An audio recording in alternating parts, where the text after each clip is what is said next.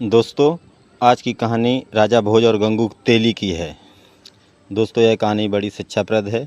मुझे पूरा विश्वास है कि ये कहानी आपको बहुत पसंद आएगी। दोस्तों, यह कहानी कर्मों के फल पर आधारित है। तो चलो दोस्तों, यह कहानी शुरू करते हैं। यदि यह कहानी आपको पसंद आए, अच्छी लगे, तो वीडियो को एक लाइक और चैनल को सब्सक्राइब जरूर करना। दोस्तों, राजा भोज एक न्यायप्रिय राजा थे। वह अपनी प्रजा को पुत्र जैसा प्रेम करते थे। उनके दरबार में अनेक विद्वान लोग रहते थे।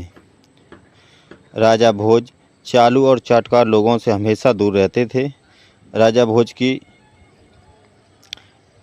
प्रजा देवता के समान उन्हें पूजती थी और उनका जय जयकार करती थी। राजा अपनी प्रजा का दुख तकलीफ पता लगाने के लिए रात्रि में भेष बदलकर उनके घरों के आसपास घूमा करते थे, जिससे अपनी प्रजा का सुख दुख सही से पता कर सकें। एक दिन रात्रि के समय राजा भोज एक गरीब ब्राह्मण की झोपड़ी के पास गुजर रहे थे। तभी उनकी नज़र एक गरीब ब्राह्मण और ब्राह्मणी पे पड़ी। ब्राह्मण की झोपड़ी में एक छोटा सा दीपक जल रहा था।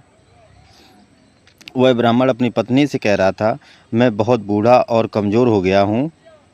मेरे शरीर में अब इतनी शक्ति नहीं है कि अपने यजमानों के घर जाकर पूजा पाठ करा सकूं, और मेरा कोई पुत्र भी नहीं है जो मुझे कमा के खिला सके।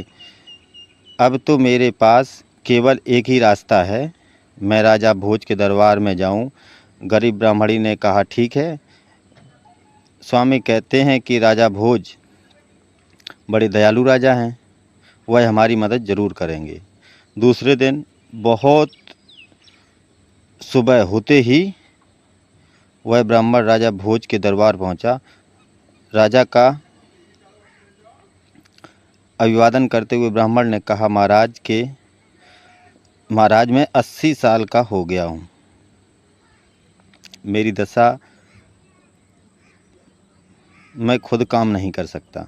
बुढ़ापे का सारा पुत्र होता है, पर मेरा दुर्भाग्य है, मेरा कोई पुत्र नहीं है।